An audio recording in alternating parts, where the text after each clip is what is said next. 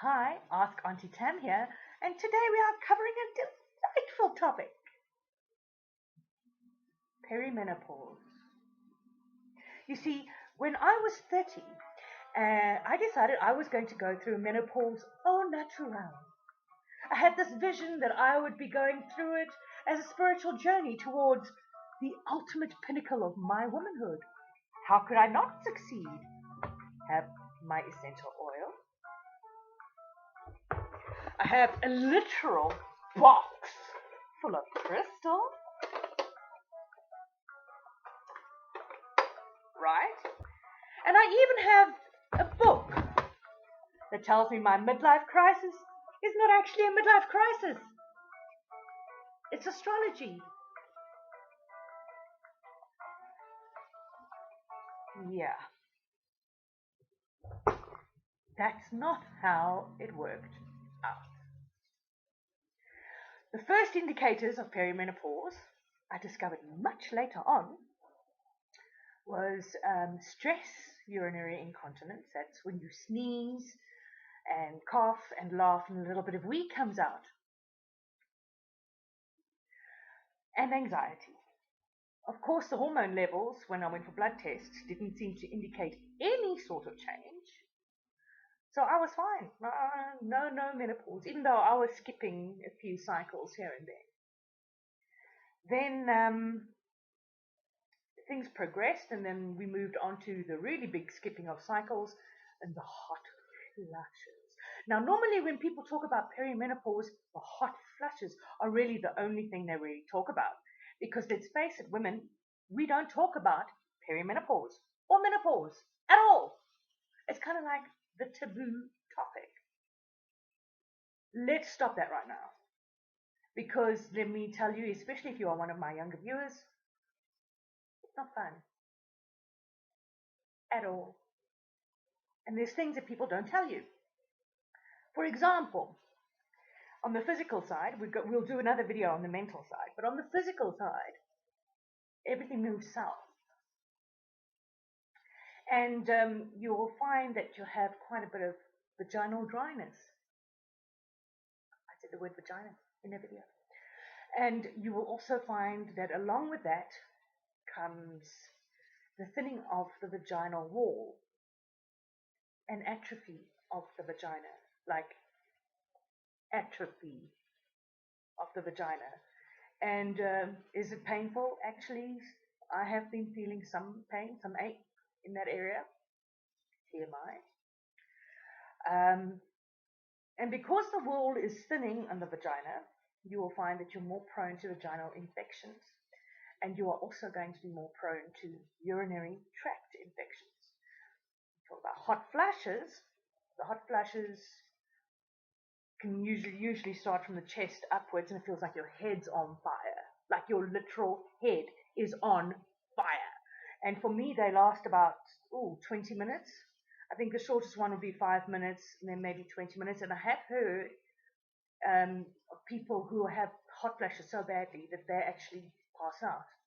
It's not a joke. Not a joke. Oh, and trying to lose weight? Not happening. Because your whole metabolism's changing. Everything's changing. Your brain's changing. Brain fog, concentration out the window, memory not so great, depression, anxiety, mood swings.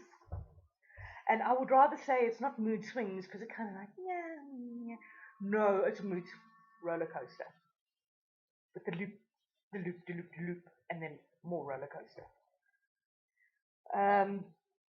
And when you talk about mood swings, people think it was, happy 1 minute and sad the next. No, it's a whole conglomeration of rage, and then it's sadness and crying and emotional and irritation. You also develop this incredible superpower where you are able to accurately hear someone's breathing or the way they chew.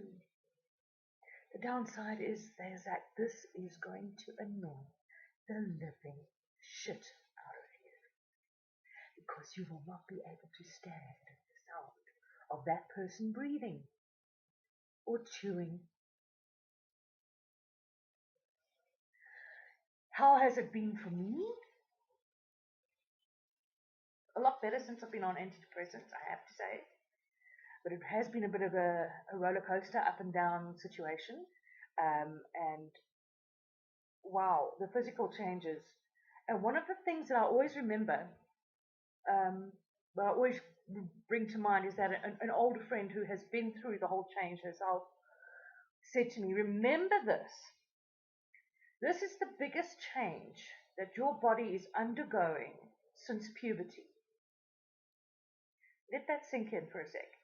This is the biggest change your body is undergoing since puberty.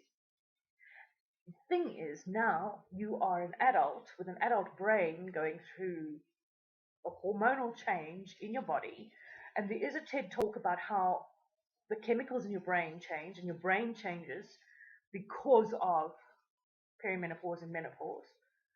And your whole body changes because the hormonal levels are dropping. Are there any upsides to this? I mean, because, there's the night sweats, which don't always happen at night, I have to say. There's the night sweats, the hot flashes, the mood swings. Eventually, I ditched the crystals, ditched the essential oils, ditched the whole Buddha thing, whatever. Because I was thinking, I'm going to Buddhist my whole way through perimenopause. I'm going to be cool. It's going to be such a fantastic journey through. No, not so much. So I did get the antidepressants because I fell into an incredibly deep depression. I mean, obviously there were other factors that added on to that. I developed anxiety, and I also went on to hormone replacement therapy. And the hormone replacement therapy is a tricky issue for a lot of women, because hormone replacement therapy can potentially cause a stroke or a heart attack, or rather, let me say, it can increase your risk of stroke or heart attack. That's better. But when I looked at it, and I looked at how I was living in my life and how I was feeling, I made the decision to choose quality over quantity. So maybe I die sooner than I should have, but I will have enjoyed it more. I would have enjoyed my life more. And a lot of people make jokes. They make the jokes, and I used to make these jokes when I was younger too. I'm not going to lie about how grumpy menopausal women are.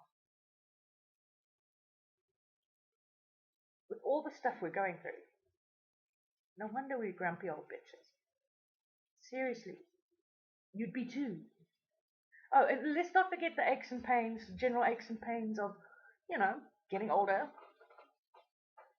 So I encourage you to make the best of your midlife crisis. It's not astrology, I can assure you. Make the best of your midlife crisis, like I did, and you don't have to go and join a karate class, which is what I did with my midlife crisis. And enjoy. Do what feels best for you. And if all else fails, you've got crystal and essential oil.